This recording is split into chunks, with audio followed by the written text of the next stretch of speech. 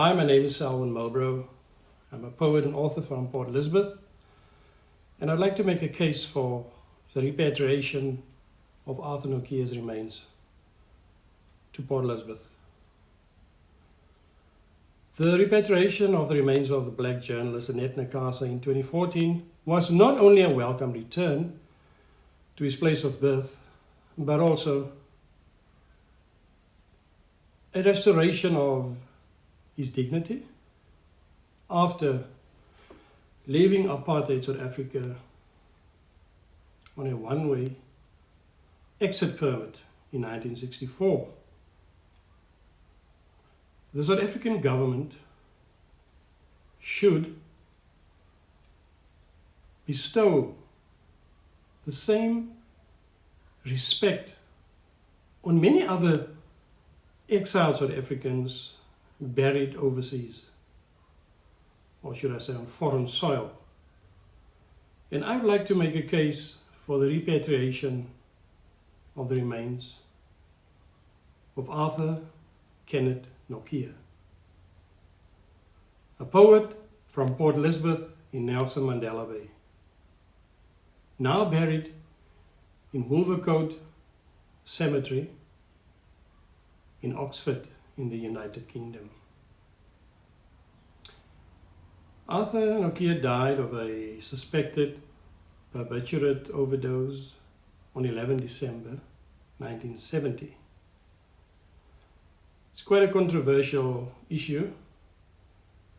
Dennis Brutus, Nortje's mentor, claimed that he had died from an overdose of 45 barbiturates, while other sources again say it's less. But the coroner, however, declared an open verdict because he believed that Arthur's death could not have been accidental. Here's my case for Arthur's repatriation. Arthur Nortje's remains belongs in South Africa. Cecilia Potgieter, a colored domestic worker, gave birth to Arthur Nortje on 16 December 1942. The father was apparently a young Jewish man named Arthur Kaplan, who was thought to be the son of Cecilia's employer. Now, Nortje spent most of his childhood years in Corsten. Incidentally, that's where I grew up as a child, and later in Galvindale. And those are two areas that Arthur Nortje fondly wrote about in his poetry. He went to Peterson High School, and that's where he met his teacher and poetry mentor, Dennis Brutus. And he mentored him in poetry, and in 1962 they both received the Mbari Prize for Poetry. And after matriculating, Arthur Nortje won a scholarship to the University of the Western Cape and completed his degree in 1963, and that's prior to teaching for 2 years at a Port Elizabeth High School, Peterson High School.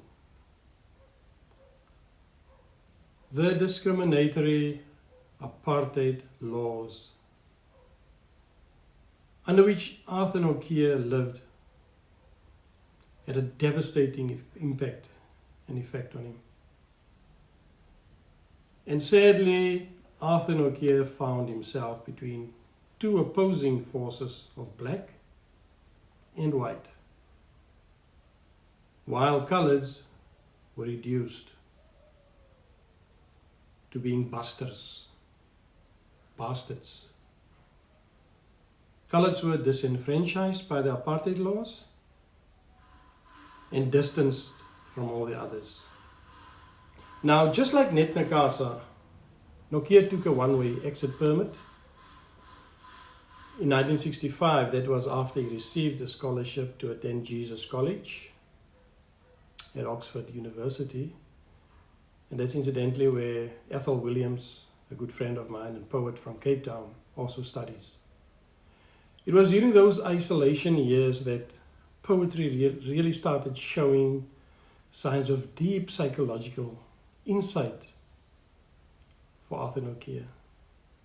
He searched for the meaning to his existence, an existence which the apartheid government destroyed and reduced to being a bastard. And he caused him to be a complex character and a tragic figure for obvious reasons. But Arthur continued to use his sharp powers of observation to write about life.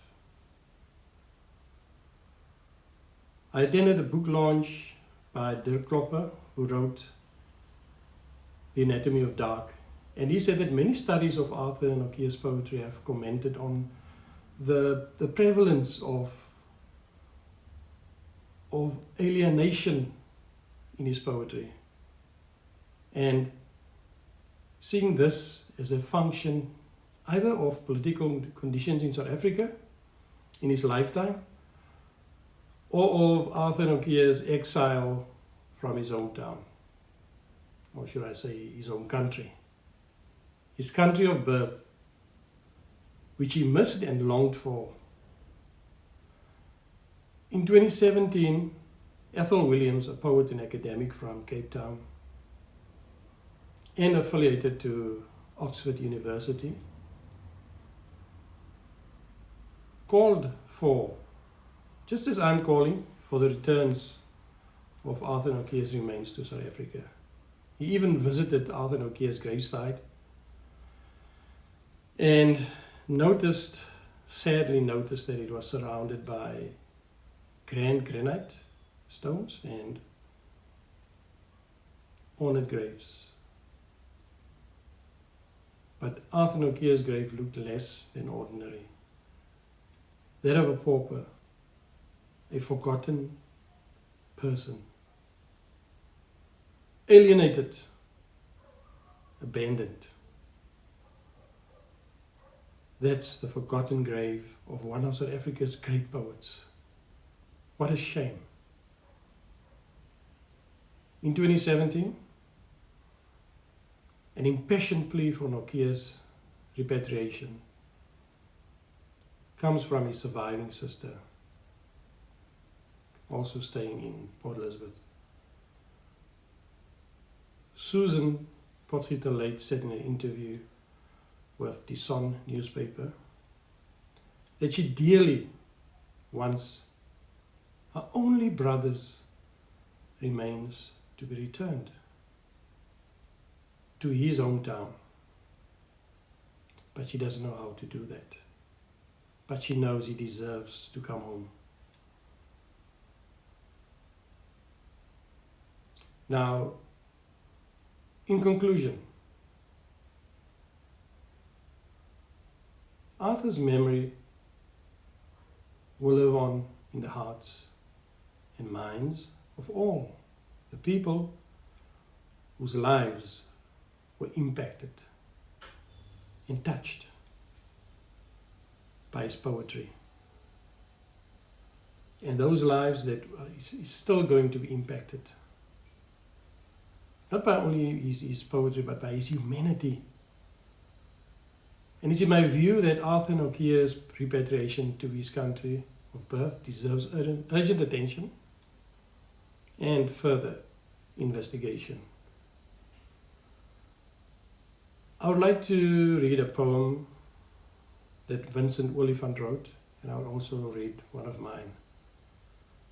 Vincent Oliphant wrote a poignant poem about Nortje's imagined last journey. It's titled A Poet's Last Journey for Arthur Nortje.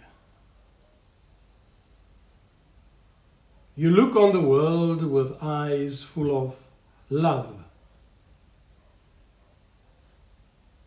Those rose-tinted glasses, the magnifying glass of pain. Far below London's streets are going home with hardly a backward glance. Even the sun has turned its back, tinging the air to the color of longing. You alone remain, a face framed in a window. Slowly the dark closes the curtains. As always, you turn to your table, bowed over a sheet of paper, till your heart bleeds through your fingers. And when you emptied, as always, you go to your bed, face buried in the pillow, arms helplessly folded. As you embark on a journey to your mother, your motherland, with only the silence there to wave on your last goodbye. Ever deeper, ever more urgent into sleep. Ek wil graag my gedig vir Arthur Nortje lees. Dit is Afrikaans. Jou soektog na sin en die baster in jou is halfpad begroet. Dis begroet op 'n windverwaaide Paise strand.